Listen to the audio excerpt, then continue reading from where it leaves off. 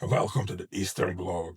For centuries, we built our lives along the edge of forest and field, knowing a big predator lived in the trees, a figure of myth, a thing to be respected and feared. That history matters. What I'm reading to you now is not a story that sprang up overnight. It's the old story with new cards. The same animal, the same fear, sharpened by the modern pressures, and a busier, louder world. Lately, regional reporting shows those encounters spiking in places across the country. In Kamchatka, officials put the region on high alert after bears began coming into towns more often, walking through yards, rifling bins, and tearing up in places people thought were safe.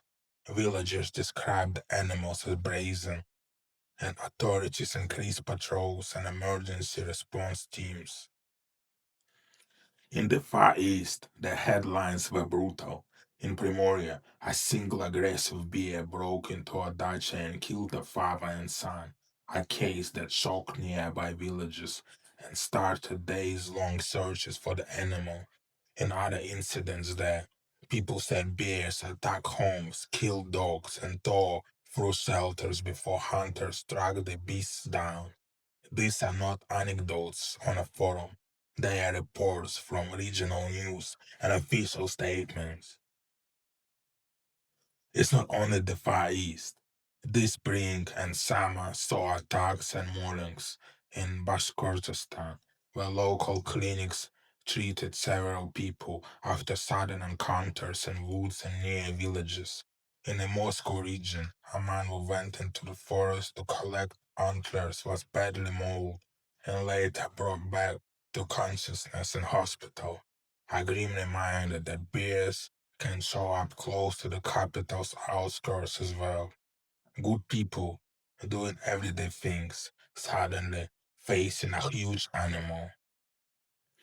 People talk like the bears are chasing them through towns, and sometimes that's exactly how it seems on the ground. Reports from the Far East describe streets and settlements where sightings were almost daily, where residents barricaded yards and avoided evening walks. In some villages, families formed night rotas with flashlights and dogs. In others, people hurled at rocks or banged pots to drive bears away.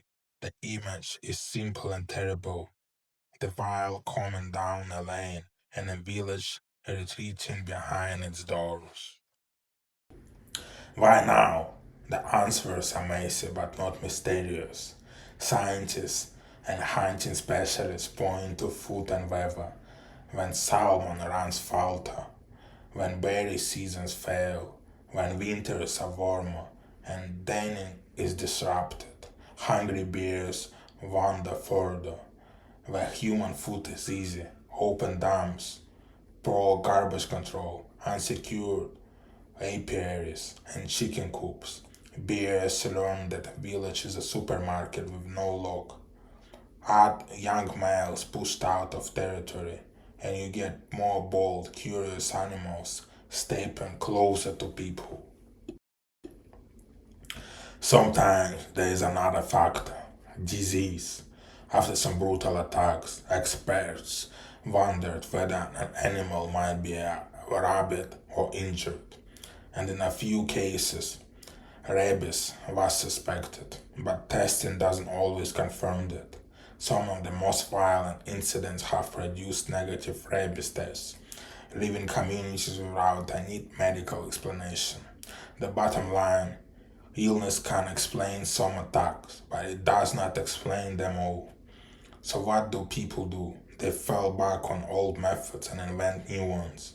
Villagers reinforce scoops, electrify fences around beehives, log bins, and organize watches. Where attacks mount, regional authorities sometimes authorize hunts or targeted killings, steps that split opinion between frightened locals and conservationists. Some regions invest in faster response groups, others try education. Don't feed wildlife, secure your trash, keep dogs under control. Those measures help, but they cost money and time the smallest villages do not have. There is no simple model here. The bear is an icon, powerful, ancient, terrible, and also a living creature pushed into our hard choices by changes in its world. For our grandmother, we will no longer walk to the well after dusk. The history of living with bears is not poetic. It is daily fear. For a conservationist, mass calls are a disaster for ecosystems. For the family that lost someone, debates feel abstract and late. If we want less of this drama, then the fix is both small and structural. Better waste systems, secure OPRs and COOPs, faster response teams, and public education so people stop unintentionally feeding or attracting bears. There also has to be a respect for the reality on both sides, practical measures to protect people now, and planning to keep wild food chains intact so bears have less reason to come looking for us. When a bear walks into a street, people choose. They fight and shoot, or they change the way their village and the forest touch. The choice is ugly and brave and human, and it will shape how long the bears keep coming down the road. For now, the bears have us running for our lives, chasing us from our own hometowns, and hiding at night.